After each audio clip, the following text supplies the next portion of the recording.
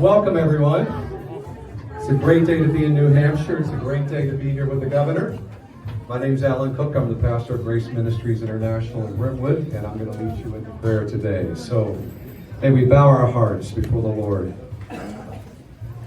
Oh, beautiful, for spacious skies, for amber waves of grain, for purple mountains' majesty above the fruited plain. America, America, God shed his grace on thee, and crown your good with brotherhood from sea to shining sea. Heavenly Father, we are in need of much grace to shed over our country now. In generations past, you in your providential wisdom have in moments of crises blessed us with the right leader to move us from despair to destiny, from darkness to light, from sure defeat to marvelous triumph. We pray for Governor DeSantis as he seeks to be such a leader for us in this pivotal moment in our nation. May you grant him wisdom beyond his years, courage beyond his fears, and faith to prevail against all odds. We ask that you keep him and his family, Casey and their wonderful children, safely tucked under the shadow of your divine wings. Guide him every step of the way in this journey to bring the leader that can recreate the country that you birthed in the hearts of our founding fathers, a land of freedom and justice for all. Grant him mercy and humility, but give him the heart of a lion, full of courage and strength. May he prevail in your might as he walks in your light. We need a leader who will govern from sea to shining sea and crown our nation with unity and blessing once again. We see in him just such a man. We ask these petitions in the name of the Lord Jesus Christ. Amen. Amen. At this time, we'd like to bring up our wonderful representative, J.D. Bernardi, and he's going to lead us in Pledge Allegiance to our incredible flag. Amen.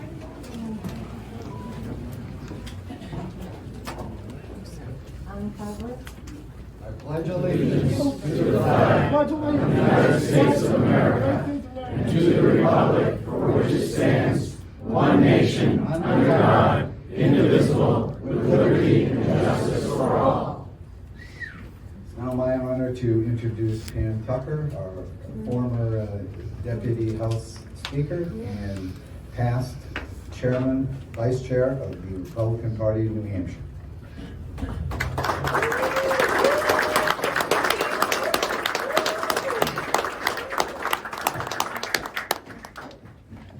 Wow, thank you all for coming. And I do want to say, wow, you blew us out of the house here. Standing room only, obviously. We didn't have enough room for all the chairs, so thank you all for coming out on this wickedly hot day. It is beautiful. Our job as the first presidential primary in the nation is to begin the process of choosing our next leader. You being here attests to the importance of our job. You need to see and hear up close and without all the media hype who is the real deal. Today, you will hear from a candidate who has an outstanding record as a leader. In the past 4 years as governor, he has continually won with policies that are for the people of the state. From being a pioneer during the COVID crisis, providing strong leadership that kept the state open and safe, to immediately addressing the aftermath of a devastating hurricane, we have a leader who has shown he can get things done. There just isn't another candidate for president who has such a strong background. He came from the middle class, went to Yale and Harvard. He chose to serve his country and then entered the U.S. Navy. Served as a naval officer in Iraq, earned the Navy and Marine Corps Commendation Medal, and a Bronze Star recipient. He is the epitome of an American dream. Need I say more? He is the man who has the courage to keep us free. He is the real deal. Please join me in welcoming the governor.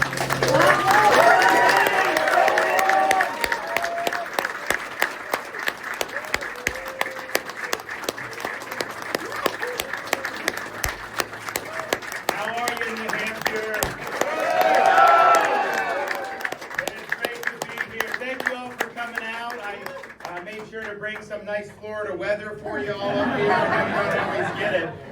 But look, it's a little steamy, but you know, I'm fired up, and I think you should be fired up to know that our great American comeback is going to begin when we send Joe Biden back to his basement in Delaware.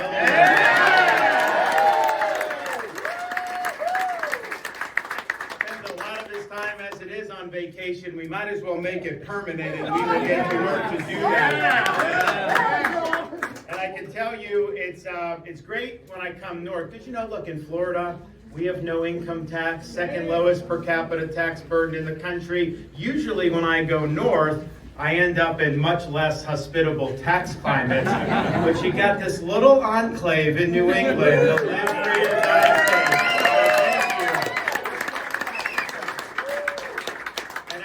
Biden is trying to take away New Hampshire's first in the nation primary. I think it's a good tradition to have, and I'm happy to be here and take part in it, and I appreciate you guys all taking part in it. We all have to do our part, because this country is going in the wrong direction. Are we happy with an open border? No. Are we happy with inflation in our economy? No. Are we happy with the president trying to kneecap our own domestic energy production? No. Are we happy with weaponized bureaucracies? No. You know, if Hunter were a Republican, he would have been in jail a long time ago. Are we happy to see our cities overwhelmed by crime throughout this country? No. Are we happy to see woke ideology infecting institutions in this country? No. Are we happy that the federal government tried to turn this country into a biomedical security state during COVID? No. And are we happy with the fact that through Joe Biden's dereliction of duty, we lost 13 brave service members in Afghanistan just a recent time ago? No, we're not happy with that. So we've got a lot of work to do. But part of the reason the country's in the shape that it is because we have entrenched elites in D.C. that look out for themselves. They put their interest above your interest, and they put their interest above our nation's interest. How is it that 5 of the 7 wealthiest counties in this country are suburbs of Washington, D.C.? I can tell you they're not producing anything noteworthy other than mountains of debt and a lot of hot air. The reason why you have people that are doing so well is because the politically connected are benefiting, and people out in the rest of the country who are working hard, they're the ones that are having to pay the bill for that. And I think it strikes at the heart of whether the American dream is still viable with this generation. I can tell you, as a kid growing up, it was mentioned, I was a working class kid. I mean, my mom was a nurse. My father worked for Nielsen television ratings. Back then, they actually had to install devices on the cable boxes to get the ratings. And so that's what he did. And, his father had been a steel worker in Pittsburgh. And I was just always taught, you get nothing handed to you. You got to go out and earn your keep. And so I started working minimum wage jobs as a teenager and worked all the way through for many years to try to earn an education. And my first job, full-time job,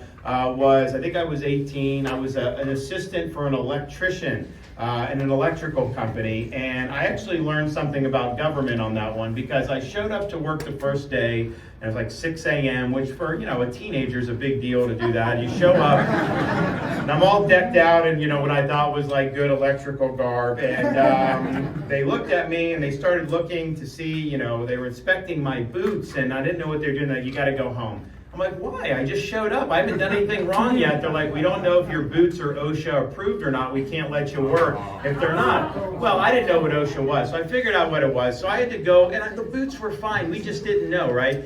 And so I had to go buy a new pair, and it cost me my entire first week's salary to buy boots that I didn't really need. So what it taught me was, government was imposing something. I don't think it made me any safer. It did make me a little bit poorer as a young kid trying to get by. But what I learned with that is just, you show up, you earn your keep. But if you do just show up and do a good job, people appreciate it. And so I got to the point where anytime people needed anything, when I was in college and beyond, they'd call me, hey, can you do this job? Can you do that job? And I did all of that because, I just felt that hard work in this country pays off. If you work hard, you will be able to get ahead, and you can go as far as your talents take you. I think that's in jeopardy right now with the way things are going in this country. But I'm running for president because I don't think the decline of our country is inevitable. I think it's a choice. It's a choice that we will be making over these next several years.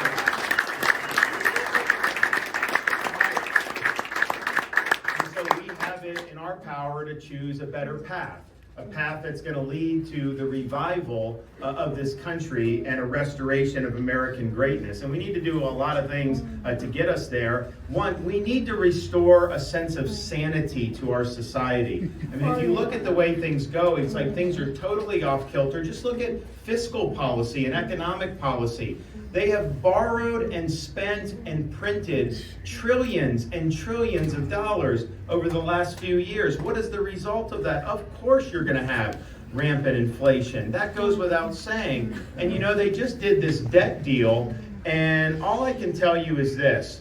Our country was careening towards bankruptcy prior to this debt deal, and our country is still careening towards bankruptcy after this debt deal. It did not solve the problems. In fact, it's $4 trillion in additional debt over the next 2 years. It's keeping the COVID levels of spending, which should be far reduced, and it's only taking out of those 87,000 IRS agents, it's only reducing them by 2%. So this is not anything that is going to make a big difference. So in Florida, we run budget surpluses. We have a $1.2 trillion gross domestic product in Florida. If we were our own country, that would represent the 13th largest economy in the entire world, and yet, with a $1.2 trillion economy, we have $17 billion in debt. That's the second lowest per capita ratio in the entire United States. Compare that to the federal government. Our national debt is larger than our entire U.S. economy, and that's a very bad place to be. So restoring a sense of fiscal sanity, if you couldn't run your household the way the federal government's running it, then that may be something that they need to do a reality check on. I know nobody can run a small business the way they're running it up there. We also need to restore sanity by understanding you can't have every major institution in our society, from academia to corporate America, be going on these ideological joyrides. Merit and achievement must trump identity politics. You should not...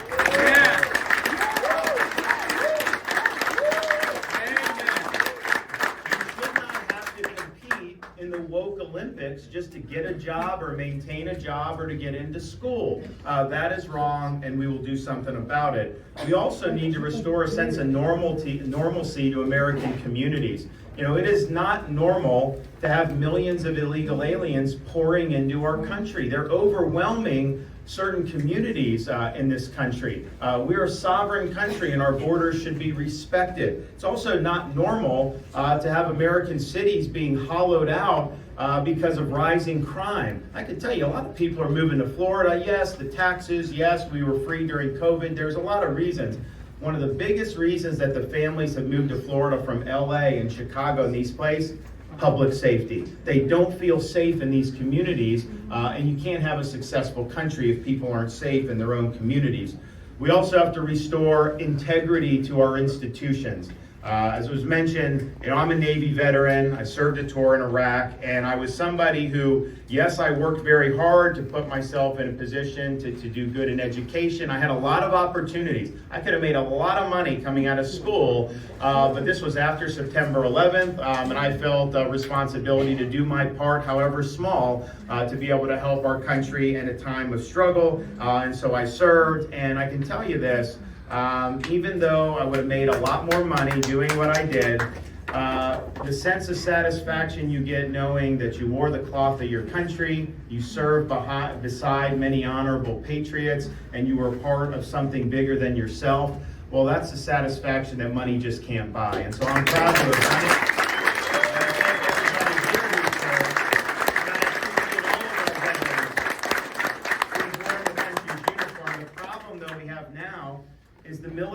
has become politicized. They're trying to do social agenda inside our military services. They're driving off good warriors. Their recruiting is abysmal. When I was in Fallujah, people were joining the Marines and the Army knowing that they would get sent to Iraq the minute that they joined, and yet they still wanted to join because they wanted to be part of something that was meaningful. Now they've driven off warriors, not just because of the politicization, also because of things like COVID vax mandates. You're making a Navy SEAL who's already recovered from COVID take some shot that he doesn't need or want, and you're going to tell him he's going to lose his career if he doesn't bend the knee. You know, that is wrong. I can tell you, we're going to get all those people back.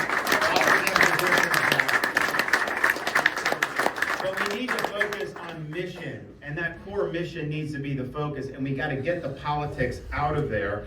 We also have to restore integrity to our constitutional system. The Founding Fathers created 3 branches of government: legislative, executive, and judicial. They did not create a 4th branch of government, this big bureaucratic administrative state, and yet this has grown and grown and grown.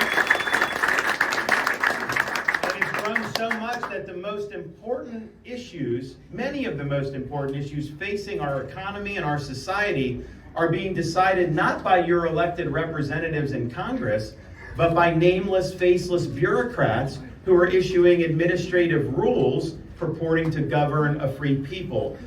We need to restore this government to its rightful owners, we the American people.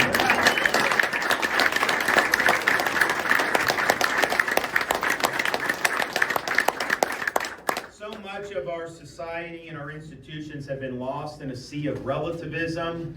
Truth matters, and the truth must be the foundation of everything we do. It's not my truth or your truth. There is a right and wrong answer. There is a true north, and we must have our policy fixated on that. We also have to ensure that common sense is no longer an uncommon virtue in this country. We lost a lot of common sense going through COVID, and now what we're seeing on a daily basis, where it seems to be one new thing after another that just causes us to scratch our head. So there's a lot out there that needs to be fixed. But here's the thing, I can tell you in Florida, we show that it can be done. Because we went out and led when it mattered. We chose facts over fear. We chose education over indoctrination. We chose law and order over rioting and disorder.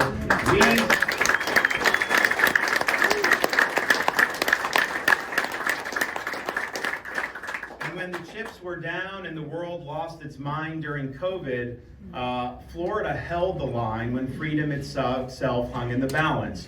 We were never going to allow our state to descend into some type of Faucian dystopia where people's freedoms were curtailed and their livelihoods were destroyed.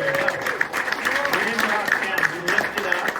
We protected people's rights. We protected people's businesses and their jobs. And we made sure our kids had the ability to be in school and get an in-person education. In short, we chose freedom over Fauciism, and we were right.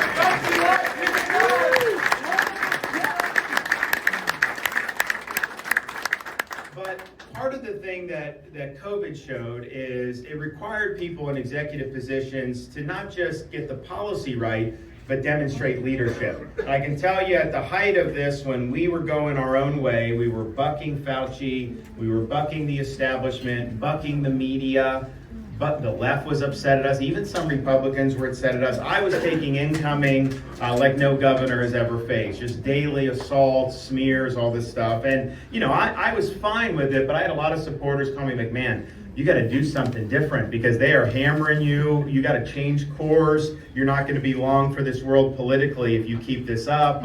It's just not working out well for you. But, you know, a leader is not going to put his own short-term political calculation ahead of the greater good. That's right. It's your responsibility as a leader to stand for the people that need you.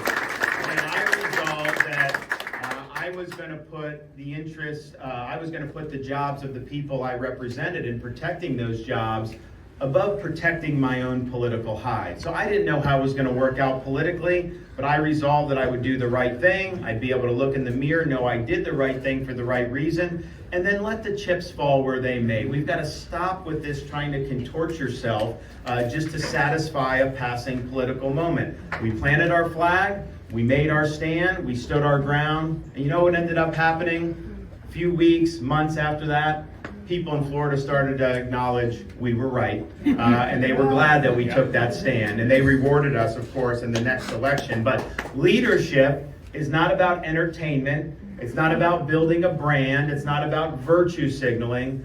Leadership ultimately is about producing results for the people that you represent. And in Florida,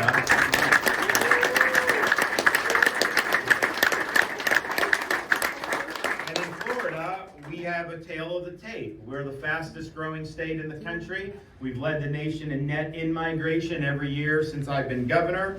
We just got ranked #1 in education by U.S. News and World Report. We are #1 in education freedom.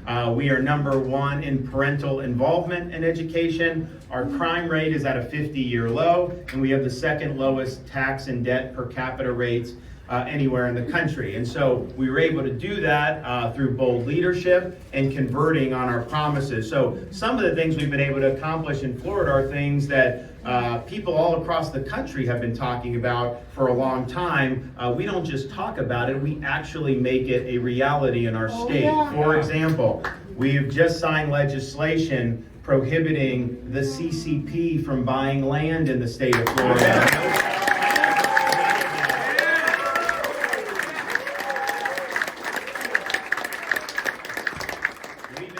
Legislation kneecapping ESG in the state of Florida.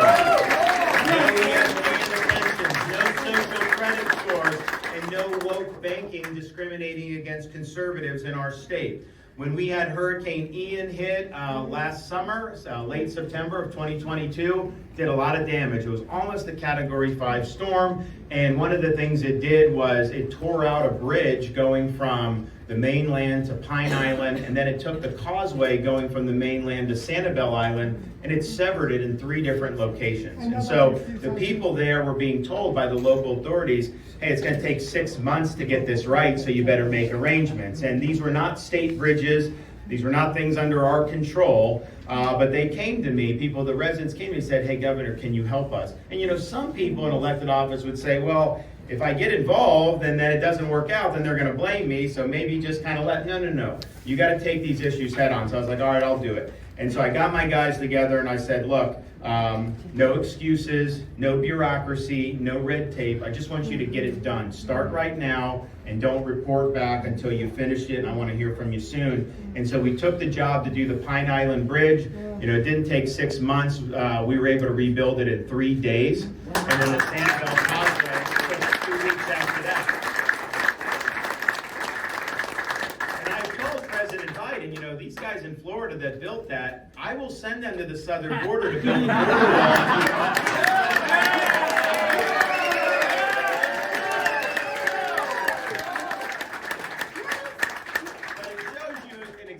You know, when you're a leader, you've got to just make it happen. And so we did that with Hurricane Ian. We're no income tax in Florida, as you know. Obviously, New Hampshire has done it well. I always advise when I'm in other states they should try no income tax because honestly, we end up getting more economic activity, and I got more revenue flowing into my government with no tax than it probably if we had an income tax because we're incentivizing more business formation and more individuals to come.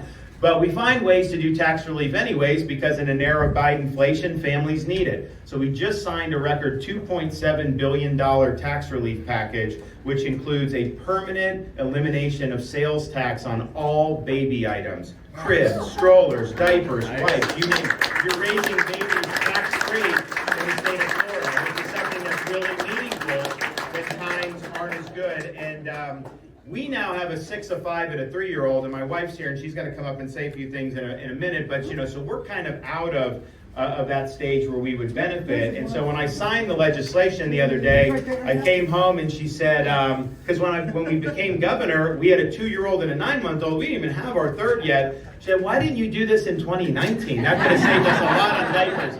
But you know, the thing is, we didn't have Biden-inflation in 2019, and so now we do, so we're taking action. We've also enacted universal school choice. Parents have the right to send their children to school with choice.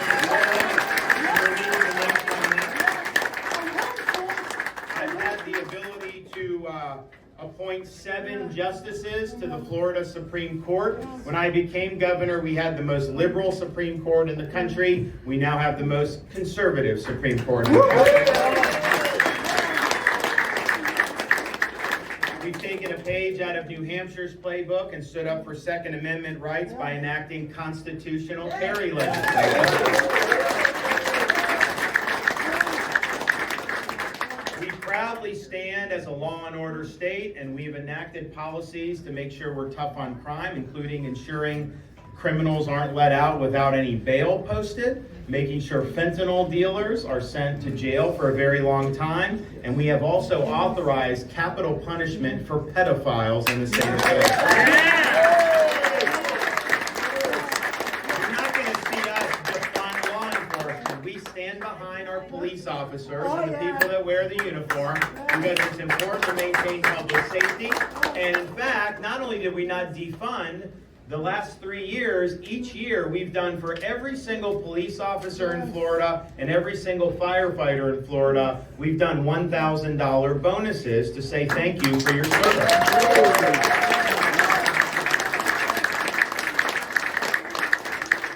We also understand the peril posed by progressive prosecutors, oftentimes elected to office with support, monetary support from people like George Soros. They get in there and then they say they're not going to enforce laws they don't like. So they let the inmates run the asylum, they let criminals get away with committing criminal acts without any punishment, and that causes society to be hollowed out. And you look at some of these cities like San Francisco and LA, it's been devastating what's happened to those cities. Well, when we had a prosecutor like that in Florida that said he wasn't going to enforce laws he didn't like in our state, I removed him from his post.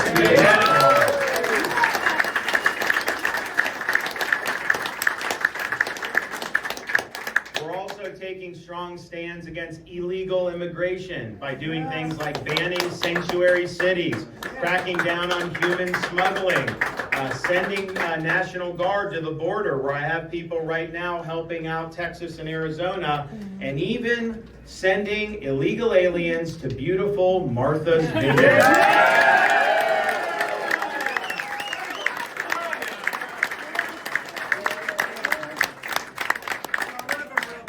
We, I think, are the first state, or one of the first states, to protect our state against the imposition of a central bank digital currency. If you don't know what they're trying to do with this, you got to check it out. They're going to want to surveil every transaction you make, and we can't let that happen.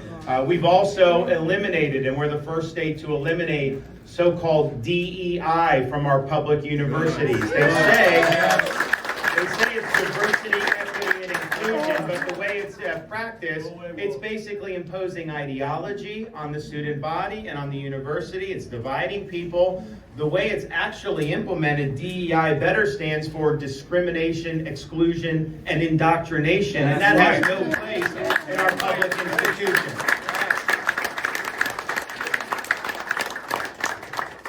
We've also led on the matter of election integrity. We've banned ballot harvesting in the state of Florida. We've banned stuff in the state of Florida. We make sure we have voter ID, not just for in person, but if you do an absentee ballot request, you must show that. And the result is we have elections where we count the votes by midnight. 99% of the votes in Florida are counted by midnight.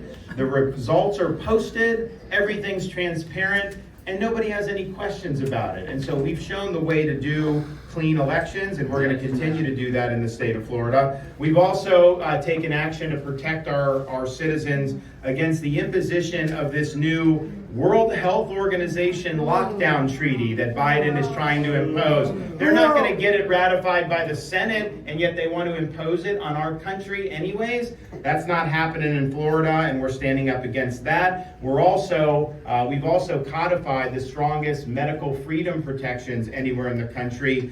No vaccine passports, no COVID shot mandates, no MNRA mandates, no mandates on any emergency use item. You make those decisions.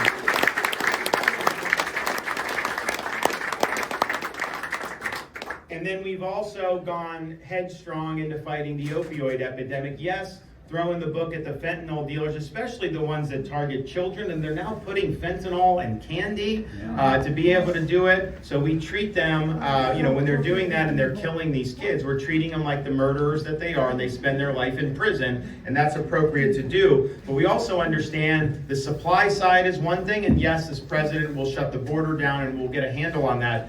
But we also got to work on the demand side. So the First Lady has a campaign in the schools called Your Facts, Your Future, which educates the students on the perils of illegal drug use. Not that you should ever have done that, but it used to be someone would use a drug, the chance of them dying from certain drugs was very, very low. Now, you could take that same drug laced with fentanyl, and the chance of you dying all of a sudden is very, very high. So they're really putting their lives at risk by engaging in any type of street drugs. And so she's been able to educate, and I think it's helped reduce demand. And we also believe that people that get hooked on this stuff, you can't just treat them in the hospital one night and put them back on the street, because they will relapse. And so we've put together a coordinated opioid response network that we call the CORE network. You actually have help on the medical side, on the treatment side, and they follow people, making sure they can be productive citizens. And since we've instituted that program, the people that have gone through, the relapse rate is less than 10%, and that's very difficult to do. But of all the things we've done, one of the issues I'm most passionate about is ensuring that our school system is designed and focuses on educating kids, not indoctrinating our kids, and making sure we protect the rights of parents. And it's important to me because I know as important it is to our communities, our state, and our country, but I also understand that as a father of a 6, a 5, and a 3-year-old, I understand what parents are going through. When I was growing up, you watch a cartoon, it was a cartoon. Now you have this stuff, and they're trying to impose an agenda on these very young kids, and that's wrong. So it's very difficult for parents to be able to do. So my wife and I are very sensitive about this, and this is something that we both are very passionate about, ensuring that parents have the power they need to educate and raise their kids in the manner they see fit. And before I say any more about that, I do want to bring up my better half, the First Lady of Florida.